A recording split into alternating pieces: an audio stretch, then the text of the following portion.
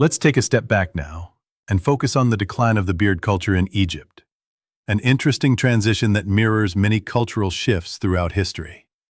The art of beard grooming, which had been such an integral part of Egyptian culture for thousands of years, began to fade as the country moved through different historical periods and under different rulers. It's fascinating to consider how something as seemingly simple as facial hair could be so deeply connected to the rise and fall of dynasties.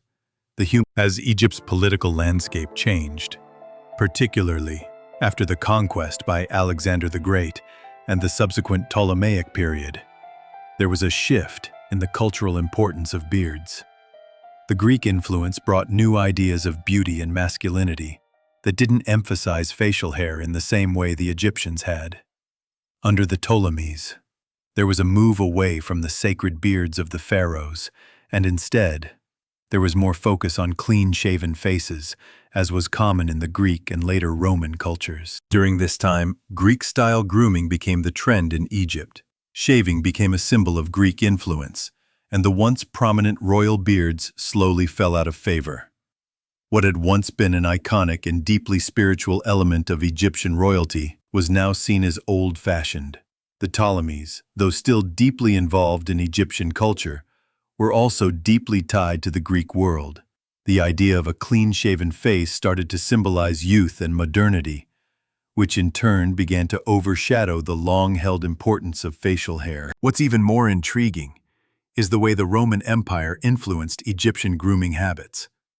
Roman soldiers, known for their clean-shaven faces, began to set a new standard for personal appearance, which Egypt, like much of the ancient world, gradually adopted. But the Egyptian beard tradition didn't entirely disappear. It was, in a sense, reduced to a symbolic feature rather than a widespread cultural norm. In the early Christian era, when Egypt was fully integrated into the Roman Empire, beards became less about divinity and more about identity and status.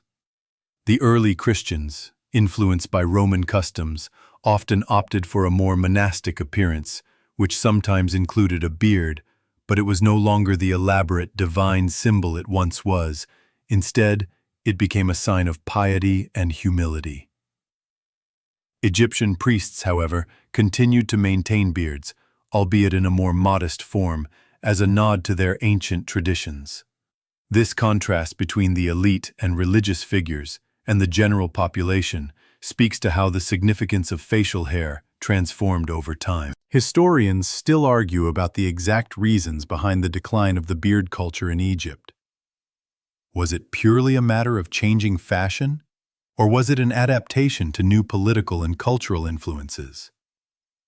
Did the shift signify a loss of connection to the divine, or just a response to new norms introduced by the Greek and Roman conquerors?